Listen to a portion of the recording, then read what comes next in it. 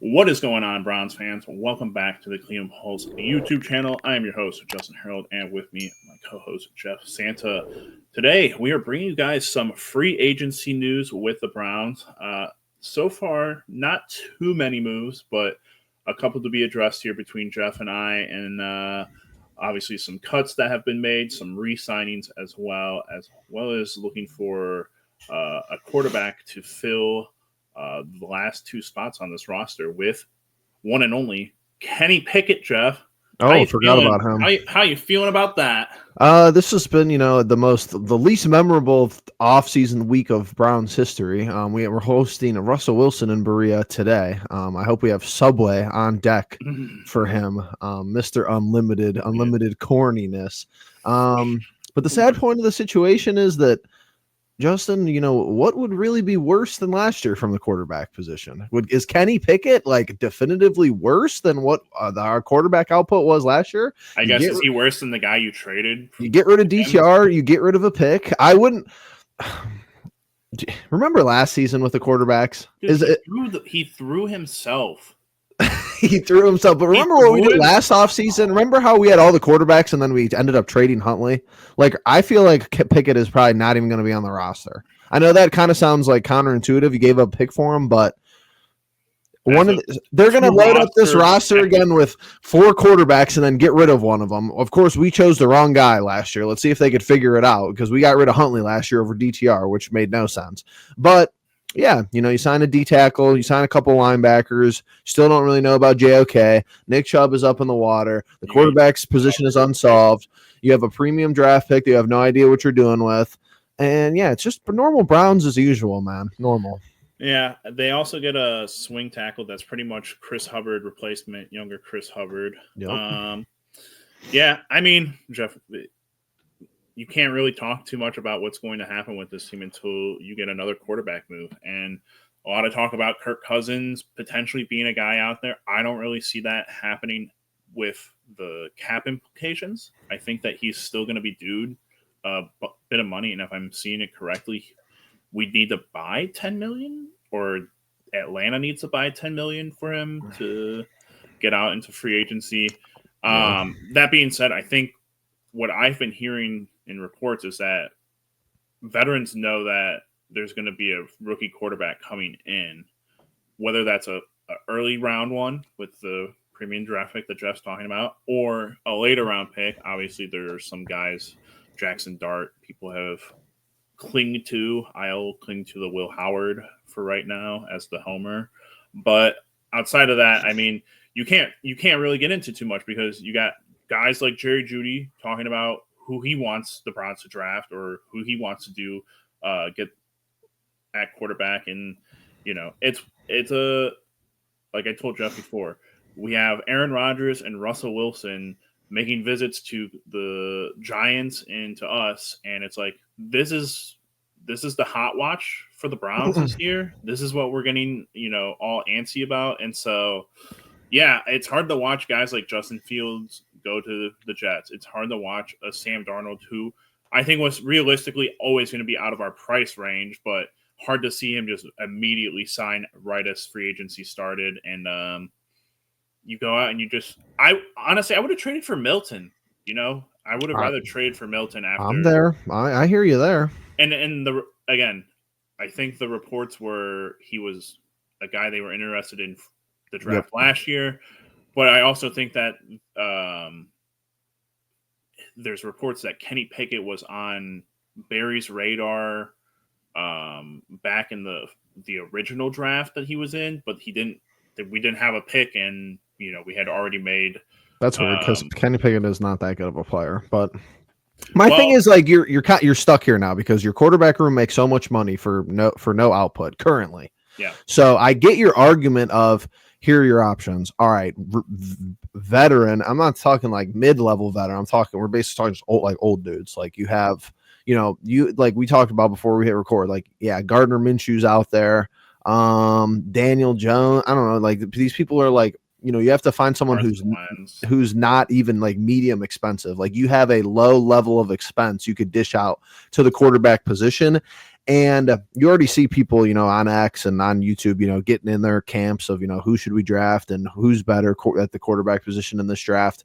Like, unfortunately, I'm not a huge, fan of really any of these guys. Like, me and you discussed, I think Ward is number one with Sanders being number two, but that doesn't really mean a whole lot. But at the end of the day, if you wanted to go quarterback at 2 regardless, I actually get your argument because you get a quarterback that is going to be cheap for 4 years. Yeah. Like, that's the only... You don't know where you're going to be drafting next year. Yeah, that's the only defensible thing where it's like, oh, yeah, like, we don't even have this quarterback, class graded highly either, but this is like this is our cheapest and youngest option for right now. There was nobody else on the market. We're not going to do a bridge gap, and I'm convinced that the Myles Garrett situation, there was never a plan. He might have asked for a plan, and they might have gave him a plan that he didn't like originally, but the plan was, hey, we'll just give you $40 million. There's no plan for a bridge or a non-rebuild. There's no plan for that. Yeah, I mean, again, the no trade clause is comical in that, just because it's like, again, you got to know that I would say 6 years of that, 2 of them is, hey, Myles, we're gonna make you this most highest paid player. You're gonna have to eat 2 years of poo-poo.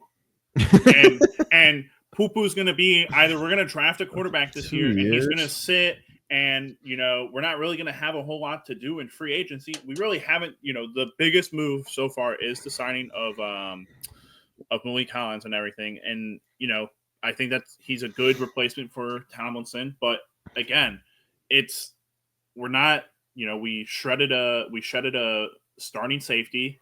Don't know what we're going to do about that because Barry has not been good at signing them. And so we might roll with what we had last year at the end of the season and draft a guy in the 3rd or 4th round, like I was telling Jeff, and that guy might come in and compete for the starting safety position. So again, I don't know if we're done or if they're just completely paused until they find another quarterback, but you hear nothing of rumblings with this team right now in free agency. It's like they just signed someone, outside of Wilson, who's coming in to visit, obviously. And I think like that's got to be a taking the temperature type thing where it's like Stefanski's got to think, all right, can I deal with what Tomlin dealt with last year, and that's going to be a decision for him. And then I think there's going to probably be a call to Rodgers. Maybe. I don't know that I love that idea this year because I don't think he's ascending anytime soon. And then you're left with what? Nothing. I think Carson Wentz is the only reclamation project out there because the dude's thrown for 4,000 yards, and that's it. That's the only guy I can get not excited about, but hey, he's got Joe Flacco potential in him, maybe. It's kind of sad when Joe Flacco, on a 1-year vetman, is maybe your best option. Just for 75% of it just being nostalgia bait from the franchise, because you have so many factors that are issues here. Because how many times do we see this in franchises, Justin, where it's like, we're going to draft Shadur this year, be terrible. Haslam turns around, fires the whole regime. And then it's like, oh, we have a new head coach. Oh, they didn't really like Sanders. Exactly. Okay, so do you really want to commit to that, or are you going to go Vetman Bridge, 1 year of crap, like you're basically saying 1 to 2 years of crap? But if you have another year of crap, I don't see Barry and Stefanski keeping their job.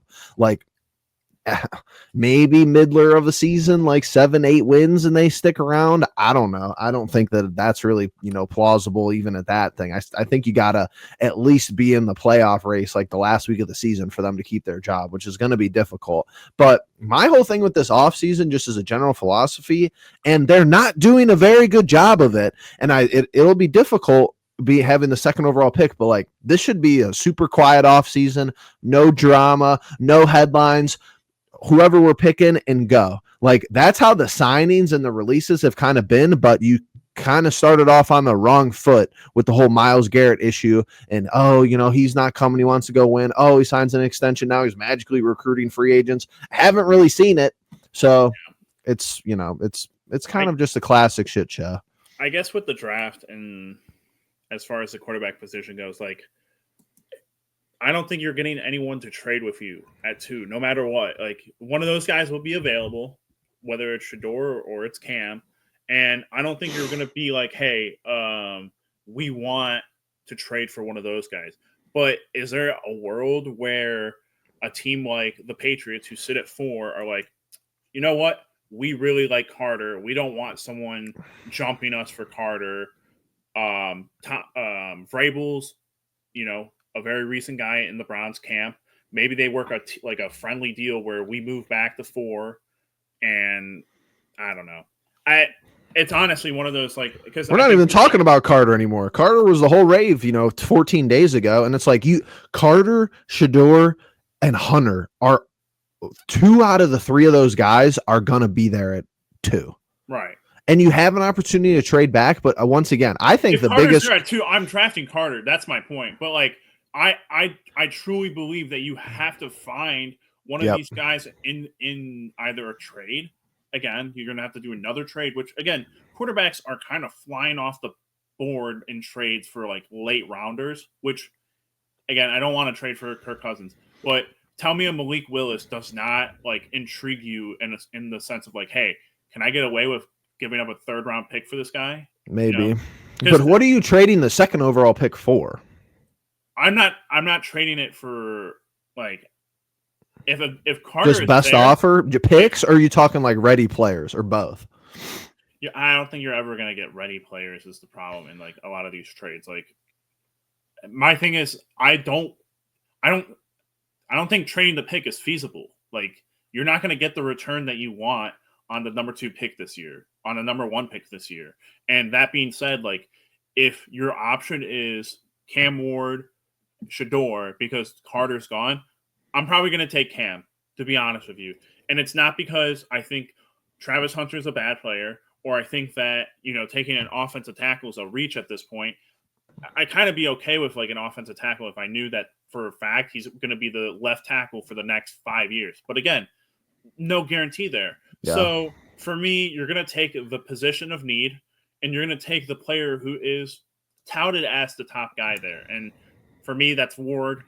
That's where, like, again, you have 1A and you have 1B, and for me, it's that plain and cut.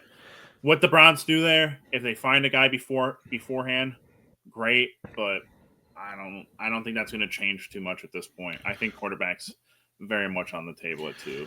Well, I think right now, middle of March, kind of. I think they're either going to go quarterback.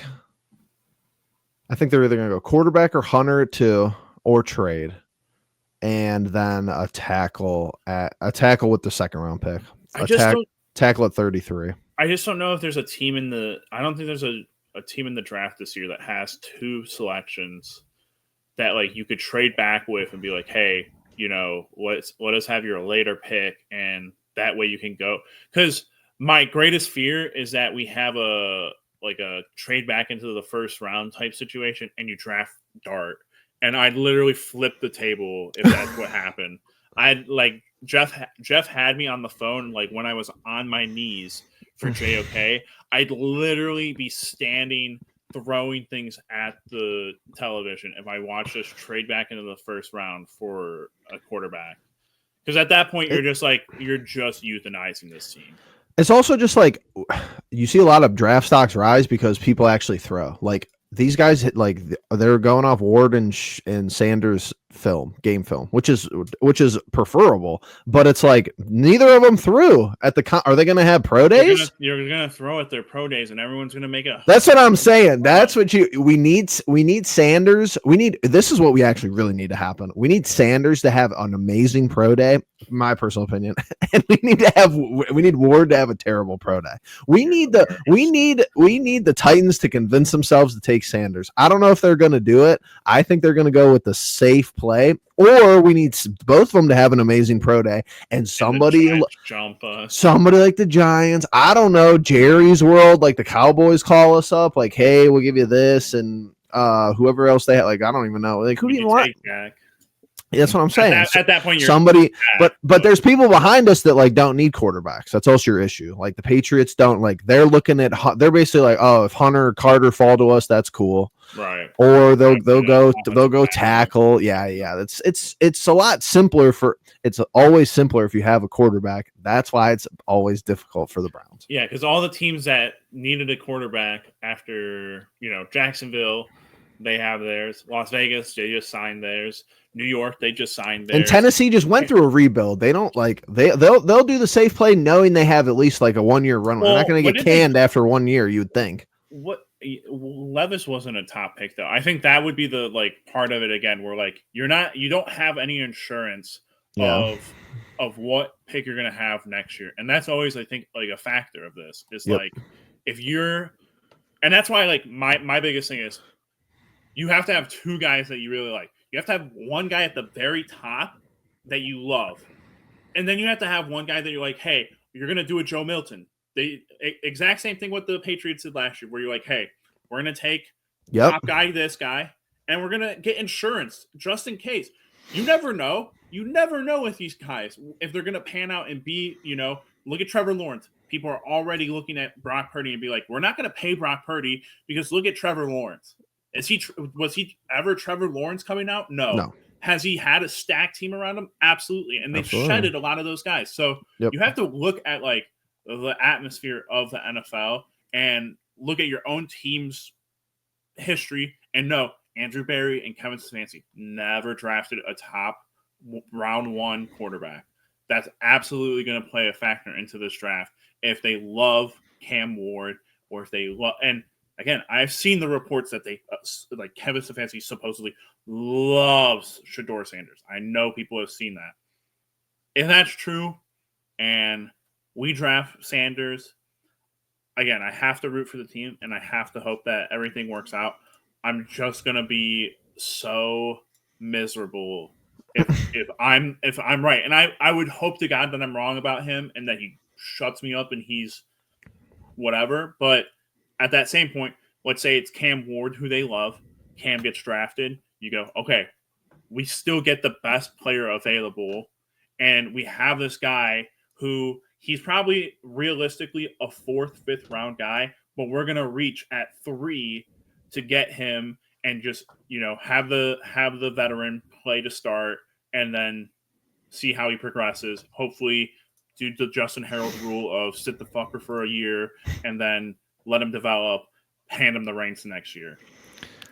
I mean, honestly, I think my last kind of point here is that everybody was excited about the quarterback at 2. I understand that, and it's 100% a possibility, but I would be 0% surprised if,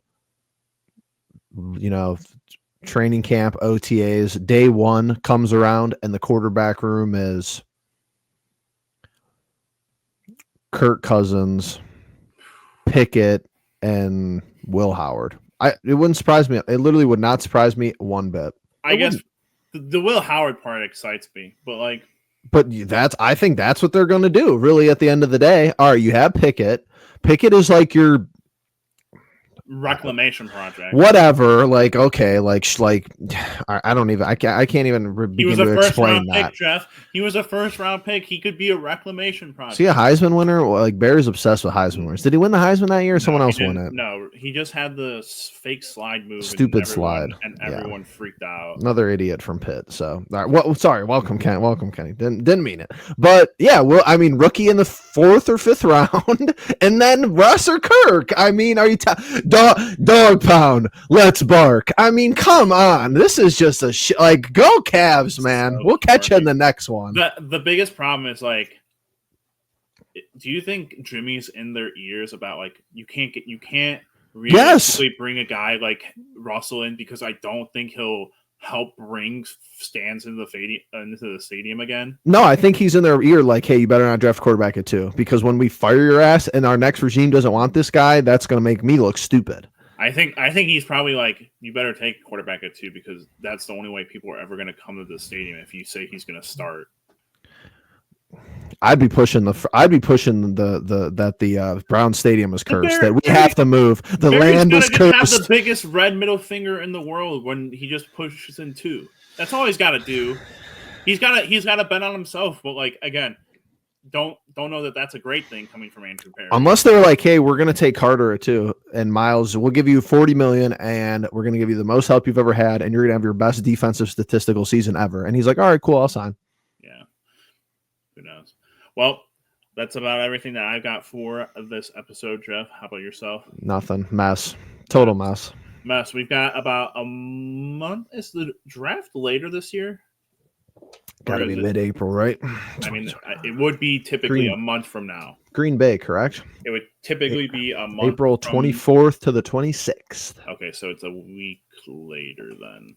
A week later. So a week and a month away from today, we will be in the first round of the NFL draft. Yeah, it's Thursday, Friday, Saturday, right? Yep. So, yeah, we'll hopefully know more about the quarterback position by then. But if we don't, you will hear from us about any other free agency news. Make sure you guys are subscribed. Like the video, leave a comment. What do you guys think so far of this free agency? Has it gone pretty much what you guys would have thought with all the cap implications and whatnot, especially with Miles signing his new massive contract? And yeah, with that all being said, we will catch you guys in the next one.